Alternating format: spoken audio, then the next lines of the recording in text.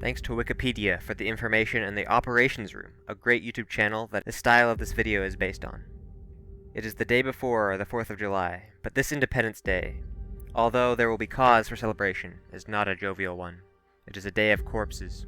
It is July 3rd, 1863, and the American Civil War is in its third year. The Union and Confederate forces are in Gettysburg, fighting to determine the war's outcome. They have fought here for 2 days already, and they have reached a stalemate.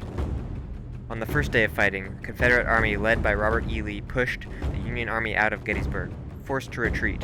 General Meade positioned his Union forces to the south of Gettysburg, forming a more defensible position on a range of hills.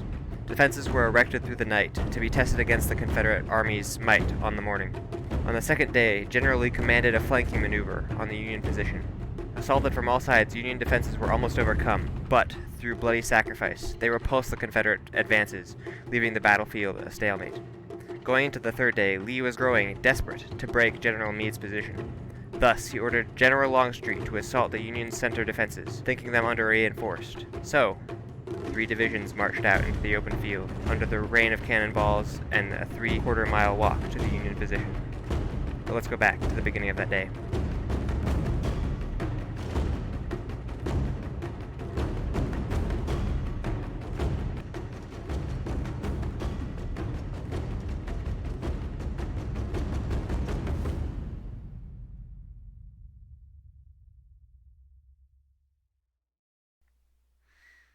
Take 3. Now, enter the combatants. There were more troops present, but these ones played roles in the charge and its defense. As the troops began to wake, Lee ordered the attack to be accompanied by cannon fire and cavalry attack on the other side of the Union position. Although the attack is called Pickets' charge, he didn't actually lead the assault. That job was assigned to General Longstreet. Longstreet was not in favor of the charge and told General Lee as much, but they went along with the plan anyway. On the Union side, General Meade surmised that the Confederate forces might make a move on his center line. So, when fighting broke out on Culp's Hill on his right flank, he kept the center rank enforced, rather than diverting troops to the skirmish. The Confederate charge was stalled through the morning due to breakdown in communication between Longstreet and his division commanders, Pickett, Pettigrew, and Trimble. The planned cannonade on the Union center didn't even begin until 1 p.m. When it did start, it was rather inaccurate, the fuses on artillery shells being defective, and many of them falling well behind the Union line. On the Union side, hearing the cannon fire, Meade guessed that the attack would start soon, so he called all troops to the front. A counter barrage was started, firing back at the Confederates. In the Confederate camp, troops were slowly mobilizing, waiting for an all-clear from the artillery whenever they had knocked out the North's guns' positions. The bombardment lasted around an hour until both sides were running low on ammunition. The Union fire was equally inaccurate to the Southern batteries, but their shells falling behind the line hit the massing assault force, causing mass casualty. At 2 p.m., the charge lurched its way into action, and the brigades began marching across the fields toward the Union line. Immediately, Union cannon fire picked up again. On the left flank, cannons fired from Cemetery Hill, massacring the Confederate troops. Pettigrew and Trimble's division marched on the left side, while Pickett's division was far to the right. Pettigrew's leftmost brigade, commanded by Brockenborough, took the brunt of cannon fire from that direction. As the division fell apart, the 8th Ohio Infantry flanked them in a surprise attack. At this point, Brockenborough's brigade routed, fleeing into Trimble's brigade, causing a domino effect of retreating men. On the right flank, Freeman McGilvery commanded the Union guns on Little Round Top, devastating the fringes of Pickett's division. The oppressive fire from both flanks caused the soldiers to break rank and corral toward the middle of the field. Reaching Emmetsburg Road, many of the troops stopped behind the protective berm that ran parallel to the road.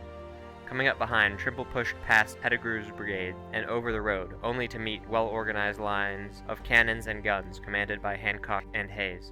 Hancock rallied the troops along his line, yelling, "We're giving them hell!" Riding horseback, he was a large target, and 2 of his horses were killed under him before he was hit non-fatally in the thigh, making him leave the action and giving command to Hayes.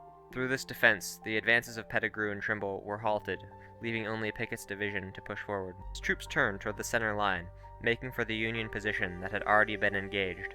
This left him open to full attack from side and rear as he marched. Abreast of the line, managing to push on into the position, they reached a section now called the Angle, since it was where the Union defense made a sharp jog in the line.